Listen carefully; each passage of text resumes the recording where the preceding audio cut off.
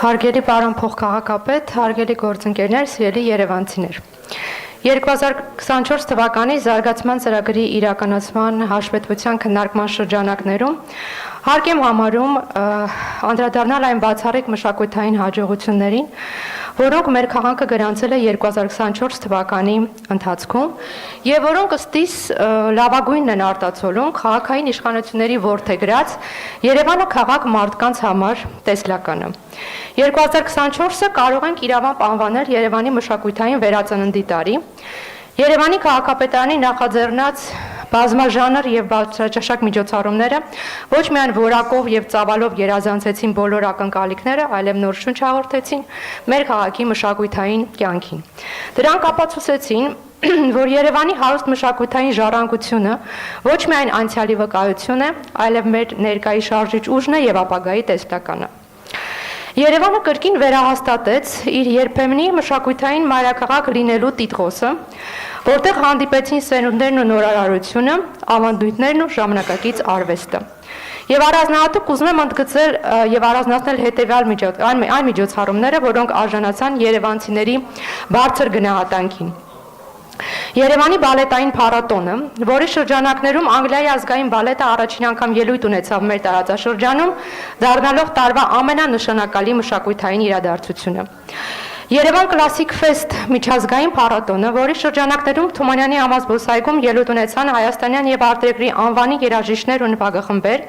այդ թվում Սանկտ Պետերբուրգի ֆիլհարմոնիայի աշխարհահռչակ ակադեմիական նվագախումբը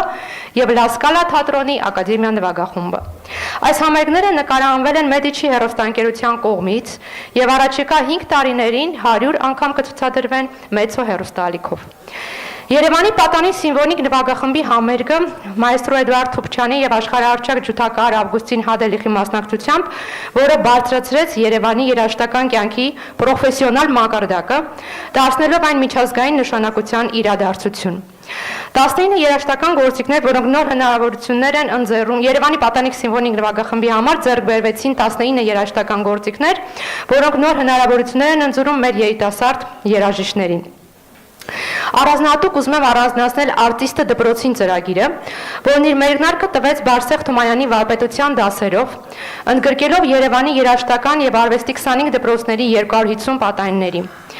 Կոմիտասի շուրջ 30 խմբերգային ստեղծագործությունների գործիքավորումը կոմպոզիտոր Ավետիս Բերբերյանի կողմից, որոնք առաջին անգամ ներկայացվեցին Երևանի երաժշտական եւ արվեստի դպրոցների հավաքական երգչախմբի կատարմամբ։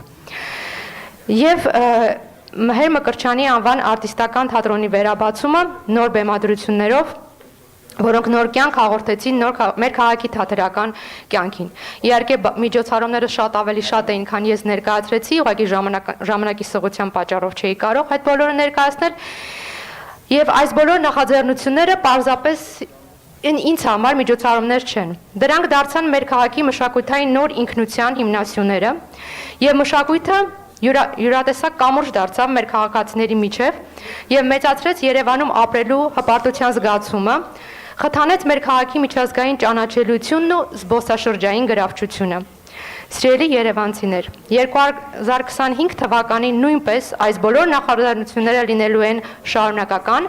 եւ դուք կրկին ու կրկին հնարավորություն եք ունենալու վայելելու համաշխարհային մակարդակի մշակութային իրադարձությունները ձեր իսկ քաղաքում։ Շնորհակալություն։